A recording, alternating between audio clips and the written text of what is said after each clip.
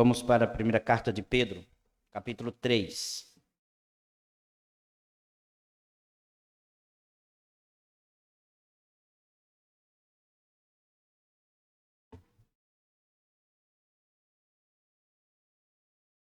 Nós iremos ler do verso 8 ao verso 16.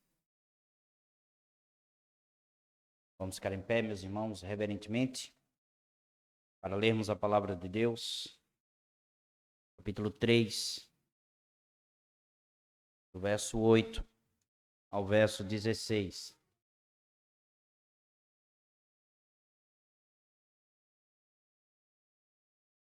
Vou fazer a leitura e os irmãos acompanham, tá bom? Diz a palavra de Deus: finalmente, sede todos de igual ânimo, compadecidos, fraternalmente amigos, misericordiosos, humildes, não pagando mal por mal, injúria por injúria. Antes, pelo contrário, bem dizendo, pois para isto mesmo fostes chamados, a fim de receberdes bênção por herança. Pois quem quer amar a vida e ver dias felizes, refreia a língua do mal e evite que os seus lábios falem dolosamente. Aparte-se do mal, pratique o que é bom, busque a paz e empenhe-se por alcançá-la. Porque os olhos do Senhor repousam sobre os justos e os seus ouvidos estão atentos às suas súplicas. Mas o rosto do Senhor está contra aqueles que praticam males. Ora, quem é que vos há de maltratar se fordes zelosos do que é bom? Mas ainda que venhais a sofrer por causa da justiça, bem-aventurados sois.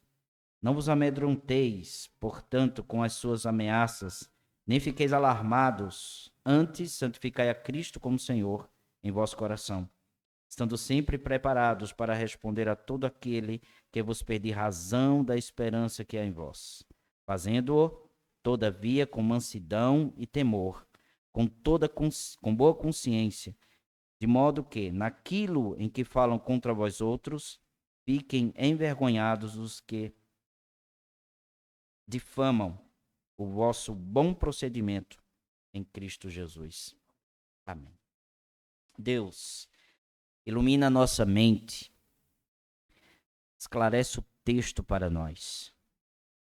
Somos limitados e precisamos que a nossa mente tenha amplitude quanto à tua palavra. Que o Senhor venha nos visitar o teu povo, falando aos nossos corações, transformando os nossos corações, nos concedendo arrependimento. Seja conosco, Deus, abençoa-nos, me ajuda, Senhor, a pregar a tua palavra, que sou indigno de fazê-la. Mas graças ao Senhor pela tua misericórdia, e assim eu clamo por ela, em nome do Senhor e Salvador Jesus Cristo. Amém e amém. Podem sentar, meus irmãos. Nosso título é: o retrato ideal da igreja é santificar Cristo no coração. Esse é o retrato ideal da igreja. Santificar o Senhor Jesus em nossos corações. Da última vez que pregamos na Epístola de Pedro, esta carta, capítulo 3, nós vimos que o apóstolo estava falando sobre submeter-se às autoridades que foram constituídas por Deus, pelo Senhor. Agora ele vai ensinar sobre as virtudes cristãs.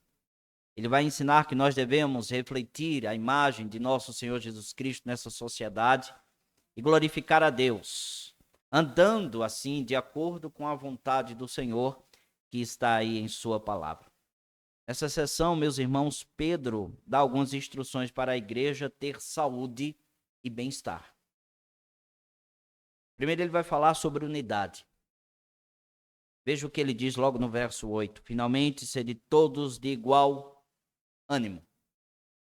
Alguma outra tradução, a NA, vai dizer: tenham todos o mesmo modo de pensar. Quando Pedro começa o texto com essa palavra, finalmente, é porque ele está iniciando um assunto novo. Ele vai falar sobre o caráter cristão, a nossa vivência, a nossa vida, o nosso testemunho. Tenham todos, diz o texto, todos, sem exceção de ninguém, o mesmo modo de pensar. O apóstolo está falando aqui de unidade, que nós devemos andar em unidade. Em outras palavras, termos harmonia. Em nenhum momento o que Pedro está dizendo significa que as pessoas devem colocar suas opiniões, seu ponto de vista de lado. Porque nós temos impressões, nós temos sugestões para dar. E nós também precisamos acatar a sugestão de outras pessoas. Mas ele não está dizendo que nós devemos colocá-las de lado.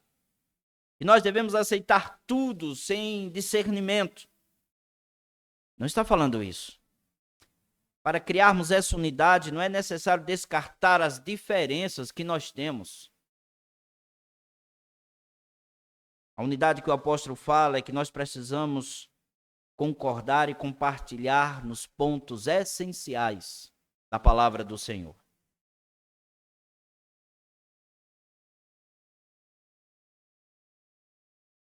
Paulo fala sobre essa unidade, dizendo aos Efésios, capítulo 4, verso 5, que nós temos em mente e nós temos em nossa vida um só Senhor, uma só fé e um só batismo. Isso é irrevogável. Precisamos crer nessas coisas. As diferenças que temos não são para dividir o corpo de nosso Senhor Jesus Cristo, mas para enriquecer.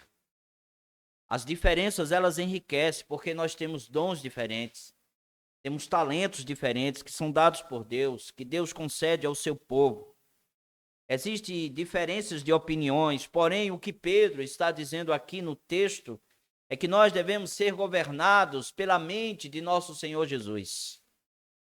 O governo da igreja e da nossa vida, da nossa mente, precisa estar de acordo com o governo de nosso Senhor Jesus Cristo, segundo a sua palavra.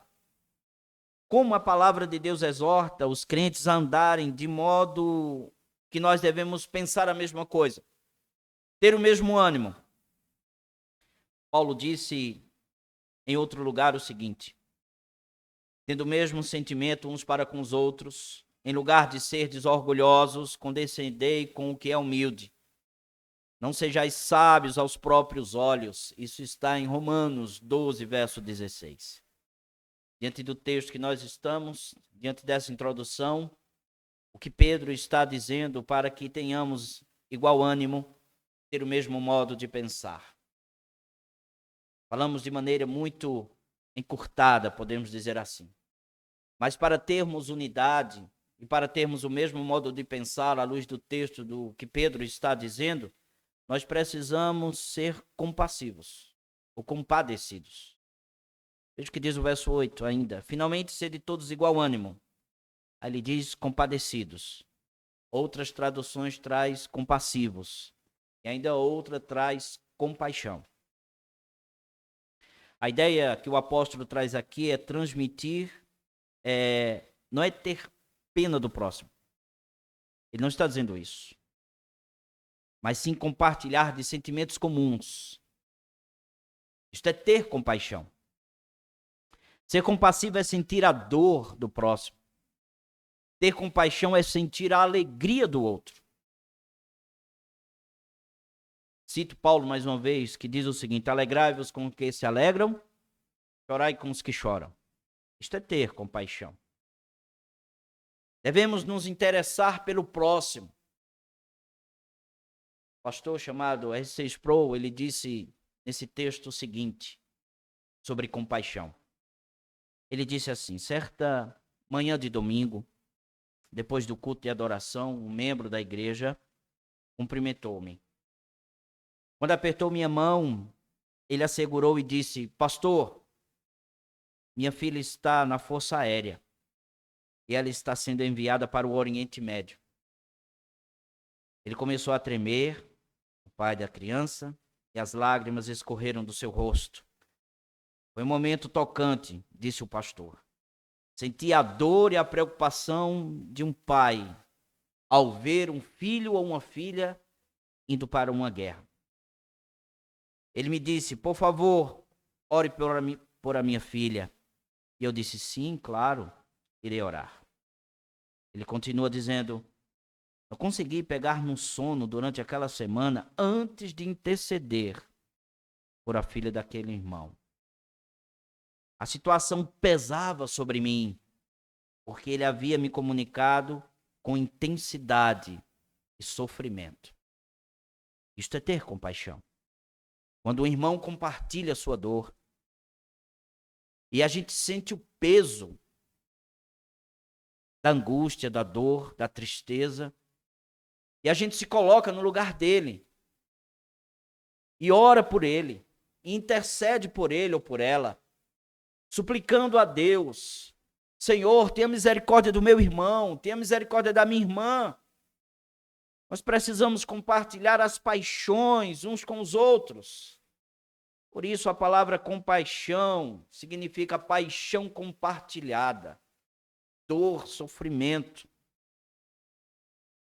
É exatamente isso, termos o mesmo ânimo, a mesma unidade. A mesma unidade também significa ter um amor fraternal. O texto continua: fraternalmente amigos. Pedro diz que devemos ser fraternalmente amigos. O apóstolo repete o que ele havia dito no capítulo 1, verso 22, e diz assim: com vistas ao amor fraternal não fingido, amem intensamente uns aos outros de coração puro. O amor fraternal que o apóstolo designa aqui é o amor entre os irmãos na fé. Os que fazem parte da mesma família. Nós temos irmãos em comum na pessoa bendita de Jesus. O amor descrito no Novo Testamento é o tipo que está de qualquer, diferente, melhor dizendo, de qualquer amor terreno. De qualquer amor natural, porque esse amor que temos, esse vínculo que temos, ele é sobrenatural, meus irmãos. É um amor intenso que nós temos uns pelos outros. Você já se deparou na vida em encontrar um irmão na caminhada cristã que você nunca viu, mas de repente você se dá com ele, conversa com ele, ele diz que é um irmão em Cristo e você sente aquela alegria pelo fato do irmão ter o mesmo Senhor que nós temos. Isto é sobrenatural. A família é o exemplo principal para mostrar à sociedade que nós somos unidos, que nós temos vínculos, que somos fraternalmente amigos. Jesus já disse isso, que nós apresentamos ao mundo com mais poder a glória de Cristo quando estamos em unidade, amando um ao outro, cuidando do outro, sendo misericordioso um com o outro. Estamos nessa fraternidade ligados ao primogênito Jesus. Jesus é nosso irmão, porque ele mesmo disse: eu não me envergonho de chamar de irmãos. Jesus é nosso irmão. E aqui eu quero abrir um parêntese, depois fechar bem rápido. Quando nós estivermos orando ao Senhor Jesus Cristo, não chame ele de pai, porque ele não é o nosso pai. Ele é nosso irmão.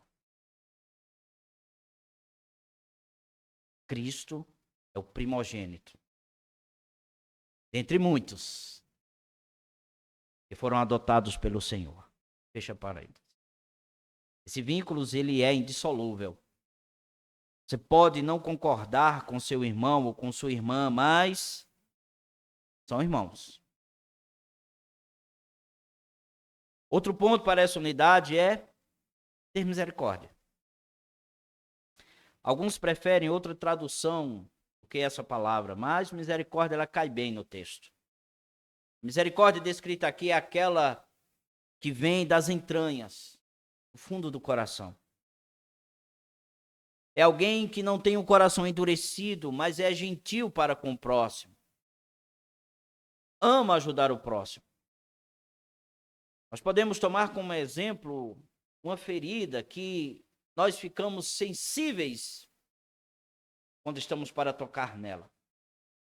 É a mesma coisa que ter sensibilidade para com a dor do meu irmão.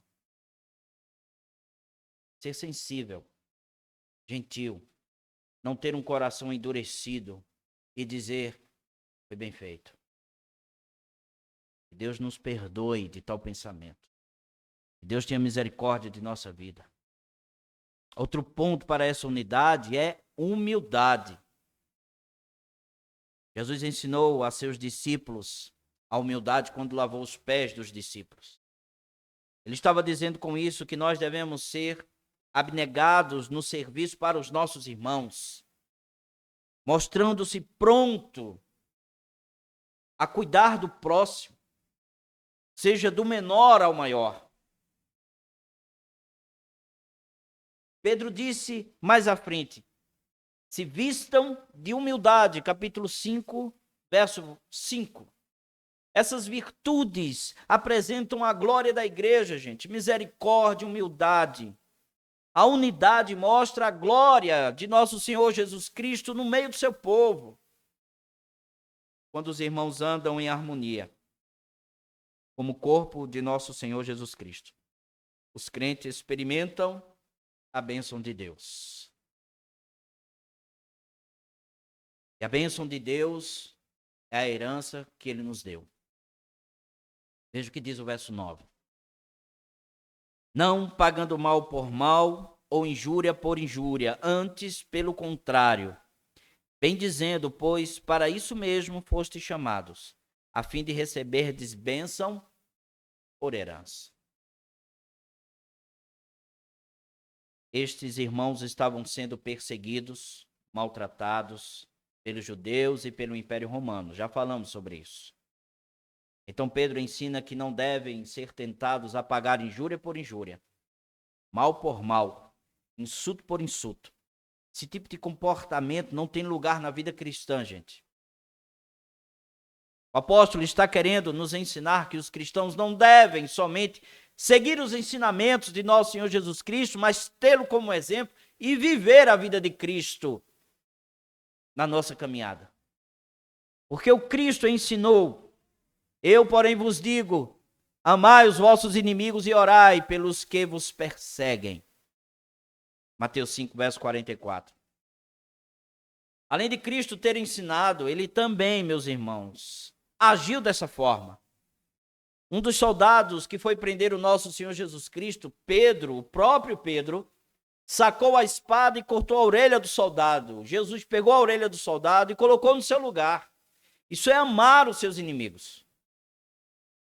É fazer o bem a quem vinha ou estava vindo fazer o mal a você.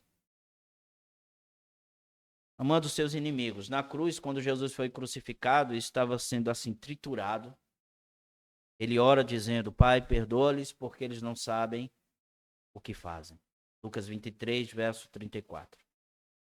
O Evangelho, meus irmãos, nos ensina que devemos imitar o amor de Deus ao mundo. Exatamente isso. E este Evangelho, ele confronta a minha alma e a alma de vocês. Ele confronta a nossa vida totalmente. Ele desnuda a nossa vida. Ele confronta o nosso ser. Porque nós queremos uma coisa, mas o Evangelho diz outra. Isso responde o que Pedro disse, que nós devemos responder com palavras de bênçãos. Ou seja, orar pelos inimigos.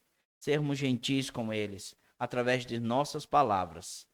Pedro disse: pois para isto mesmo foram chamados.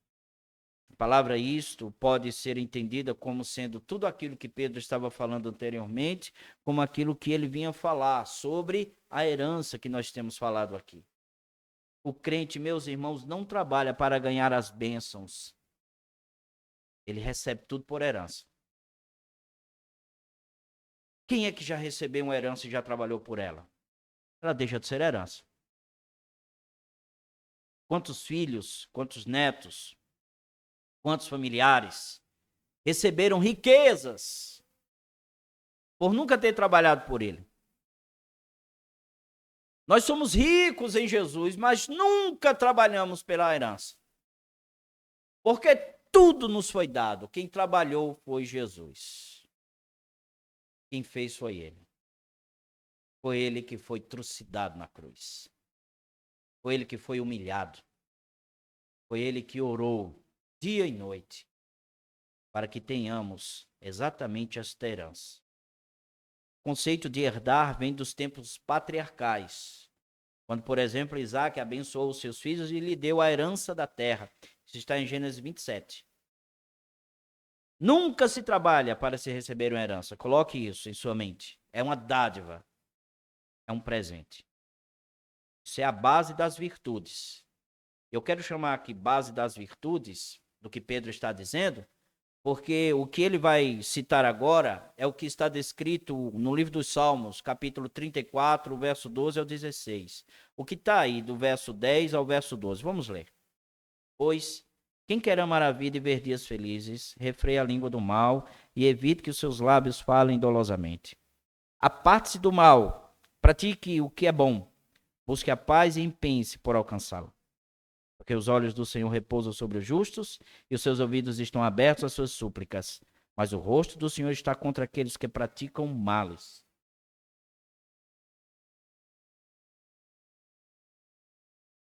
Aqui está a base para as virtudes cristãs, porque ele cita o Salmo 34, do verso 12 ao verso 16.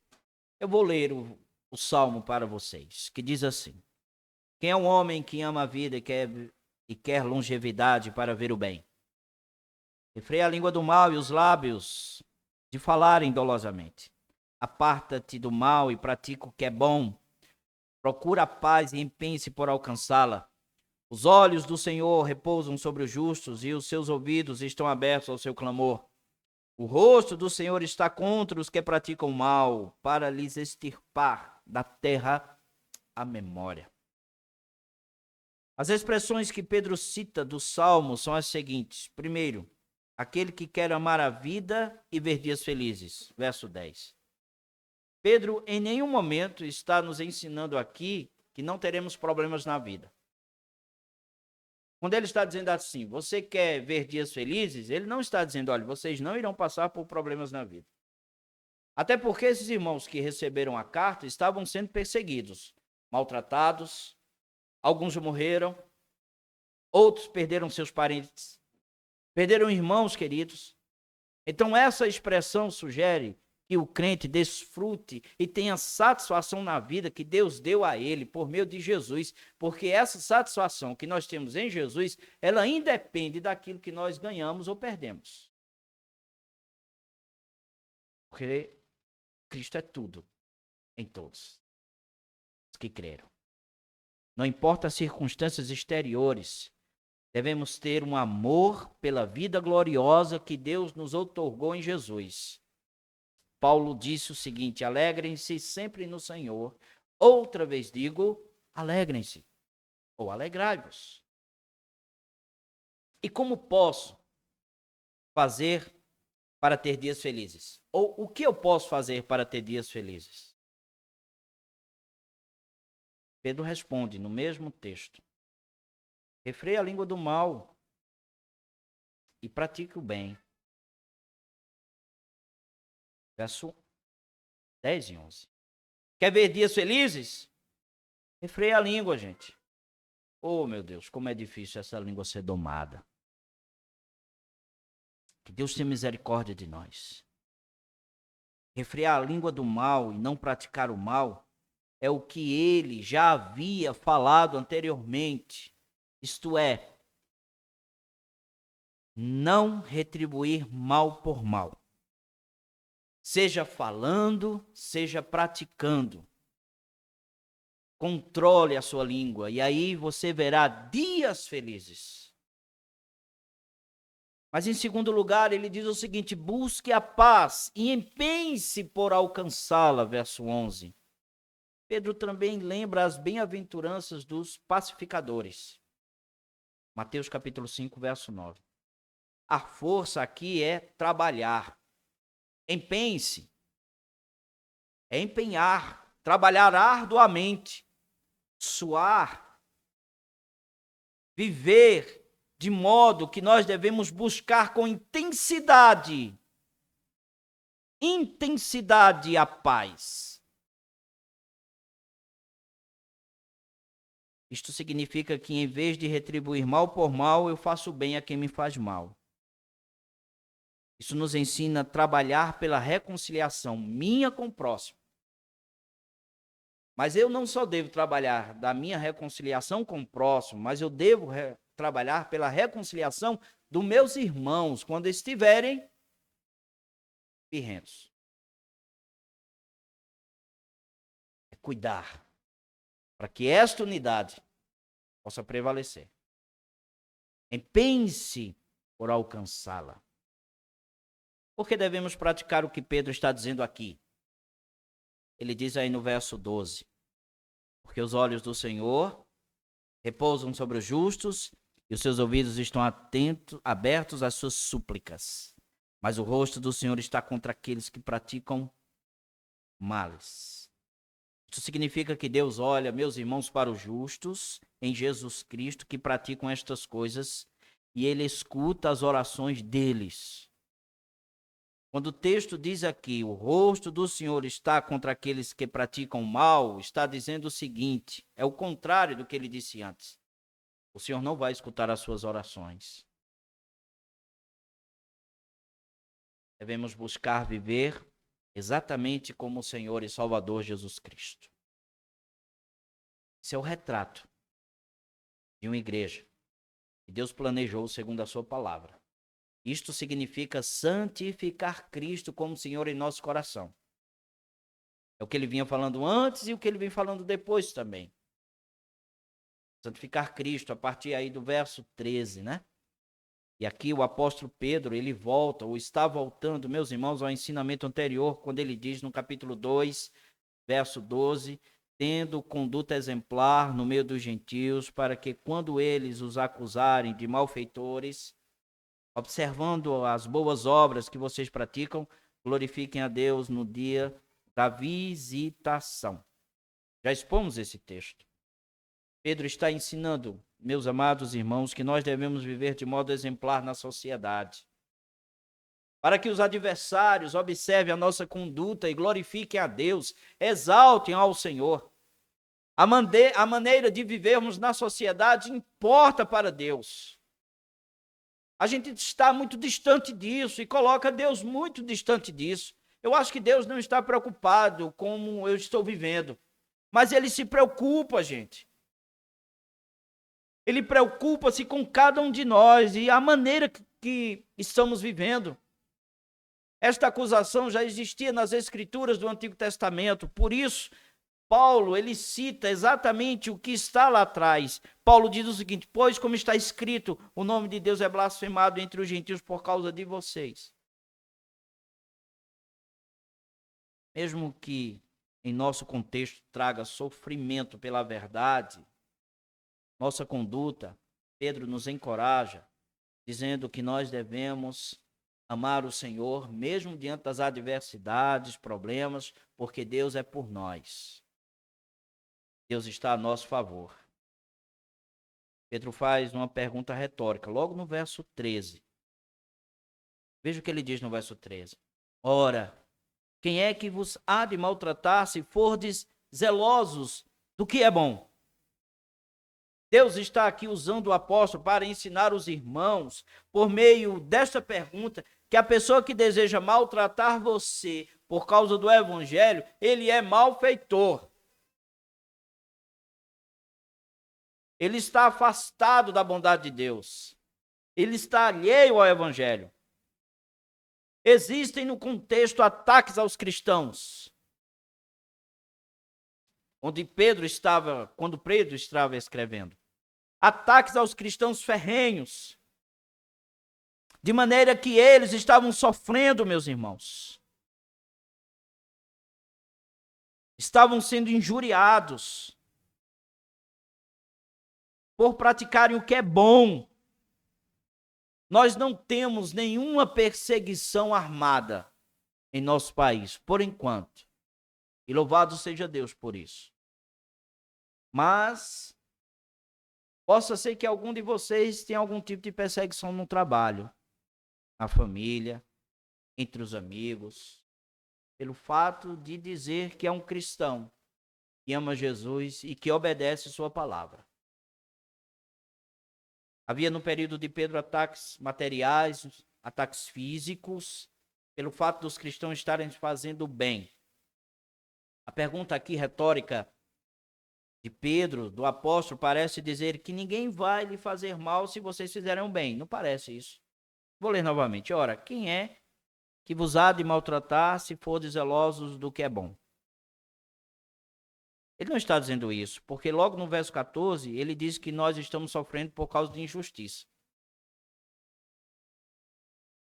O que Deus está nos ensinando é que se sofrermos emocionalmente ou fisicamente, ou até mesmo espiritualmente, por causa do Senhor, nós não seremos vencidos e nem seremos abandonados pelo Senhor. Ele estará conosco. É como a pergunta de Paulo aos Romanos: se Deus é por nós, quem será contra nós? Deus está nos dizendo que se nós fizermos o mal e formos maltratados, isso é culpa nossa. Mas se nós fizermos o bem e formos maltratados, a questão muda. Agora é com o Senhor. Por isso que a mim não pertence a vingança. É tudo com o Senhor. Preste atenção que o apóstolo usa aqui a palavra zeloso. Quando ele usa essa palavra zeloso, ele quer dizer que nós devemos gastar nossa energia em fazer o bem. Faça o bem energicamente, com todas as suas forças, e não se cansem de fazer o bem. Mais abaixo, Pedro escreve aí no verso 14: mas ainda que venhais a sofrer por causa da injustiça, bem-aventurados sois. Não os amedronteis, portanto, com as suas ameaças, nem fiqueis alarmados. O apóstolo Pedro utiliza-se de Isaías, capítulo 8, verso 12 ao verso 13, para comprovar o que nós estamos dizendo, ou o que ele está dizendo. Os adversários podem maltratar os crentes, fazer mal aos crentes, mas o coração deles não pode feri-los. Porque Deus, ninguém pode tirar de nossa vida. Porque Cristo está em nosso coração. Então Deus está nos ensinando que não devemos temer quando enfrentarmos hostilidades. Pedro está baseado no que o Mestre Jesus ensinou, que disse o seguinte: não temam os que matam o corpo, mas não podem matar a alma. Pelo contrário, temam aquele que pode fazer perecer no inferno tanto a alma quanto o corpo. É ao Senhor que devemos temer. Não tenha medo de ameaças. Fale a verdade, faça o bem e continue a fazê-lo, porque Deus está cuidando de nossas vidas. Alguém só nos fará mal se Deus quiser. Quando alguém nos fere, quando alguém nos faz mal, o exemplo são esses irmãos que estavam sendo maltratados, era porque Deus queria que eles fossem. Deus é soberano. Mas uma coisa, esses malfeitores nunca puderam fazer: tirar Cristo do coração deles. Jesus nunca pode sair dos nossos corações. Não há quem no mundo possa arrancar Jesus de nossa alma. Pode vir as hostes celestiais da maldade, tudo junto. Cristo está em nós, para todo sempre. Por isso que nós devemos santificar Cristo em nosso coração. Veja o que Pedro diz aí no verso 15, mais uma vez: antes santificai a Cristo como Senhor em vosso coração, estando sempre preparados para responder a todo aquele que vos pedir razão da esperança que há em vós. Santificar Cristo como Senhor no nosso coração é separá-lo, é consagrá-lo, é reverenciá-lo no lugar mais íntimo da nossa alma, da nossa vida. Mais uma vez, Pedro está usando Isaías, capítulo 8, verso 13, quando diz: ao Senhor dos exércitos, a ele santificai. Isaías estava exortando o povo a não temer a invasão assíria. a não temer a invasão da Babilônia, que Deus estava trazendo a Síria e a Babilônia para subjugar o povo, porque o povo estava em desobediência. Aí o Senhor diz, olha, ao Senhor dos Exércitos, a ele santificai.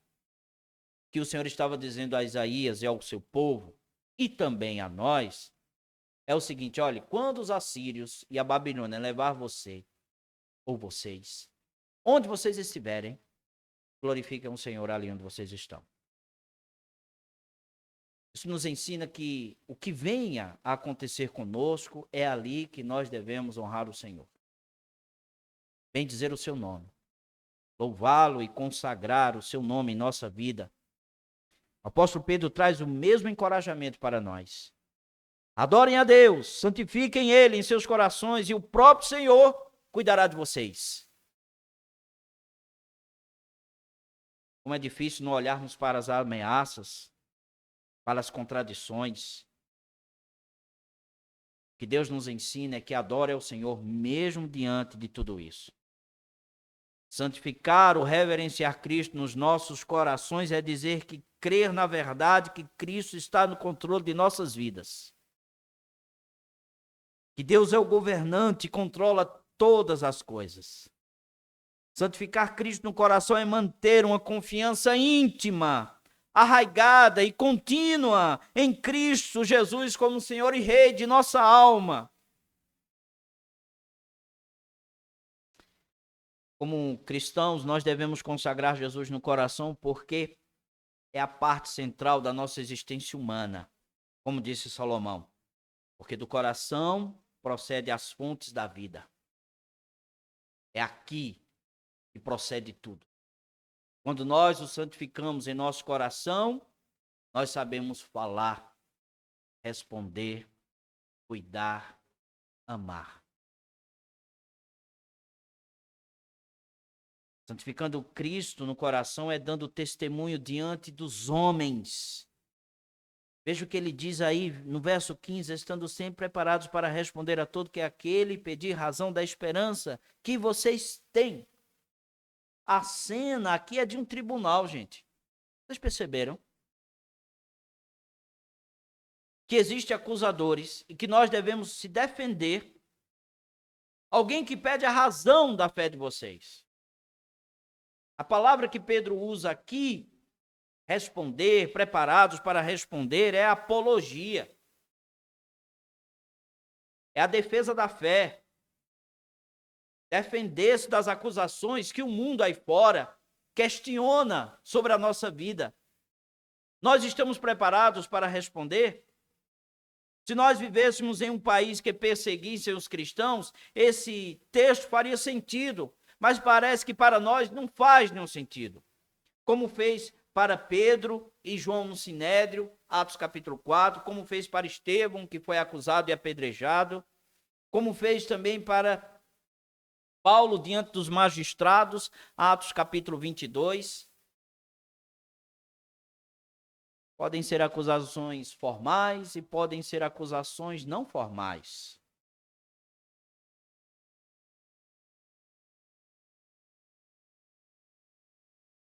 Se você estivesse em uma calçada e o seu vizinho saísse, seu vizinho chegasse para você e dissesse, olha, eu tenho visto que você sai de casa, às vezes, com a Bíblia na mão. Isso eu espero que seja um vizinho novato. Você sai com a Bíblia na mão. Por quê? Você crê em quê? O que é que vocês irão dizer? Não, eu creio em Jesus, eu sou crente. Faço parte da primeira igreja congregacional, sabe? Aquela lá em frente dos Correios. Sei onde é. Pronto, vai lá fazer uma visita. Bom dia, Deus abençoe.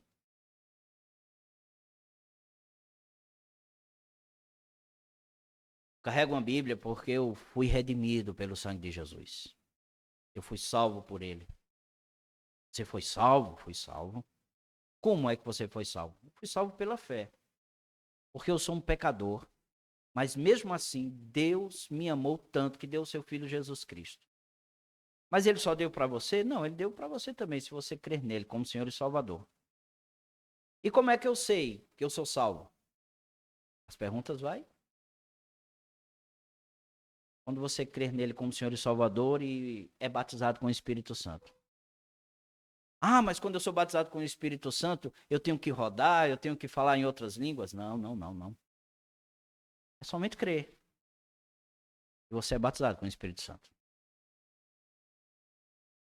E aí você será a pessoa mais feliz do mundo.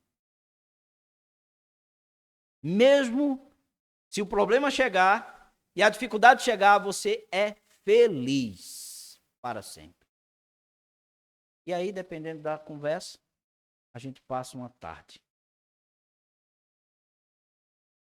É assim que a gente santifica Cristo no coração. Como devemos santificar Cristo no coração? Ainda vem as perguntas. De que maneira nós fazemos? Pedro nos responde. Veja o que ele diz aí no verso 16. Fazendo-o, todavia, com mansidão e temor, com boa consciência, de modo que, naquilo em que falam contra vós outros, fiquem envergonhados os que difamam o vosso bom procedimento em Cristo Jesus. Esse verso 16 é a própria aplicação do texto que nós iremos fazer para terminar a nossa exposição. É esse verso. Primeiro, mansidão e temor. O ensino aqui é não querer dominar o incrédulo, ou seja, quem pedir a razão da esperança da fé de vocês, com força de personalidade humana, com agressividade, mas sempre confiando no Espírito Santo do Senhor.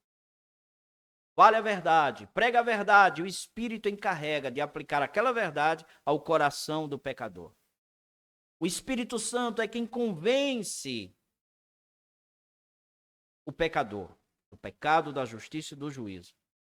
Basta ter uma vida santificada, uma conduta que honra o Senhor, que viva para o Senhor.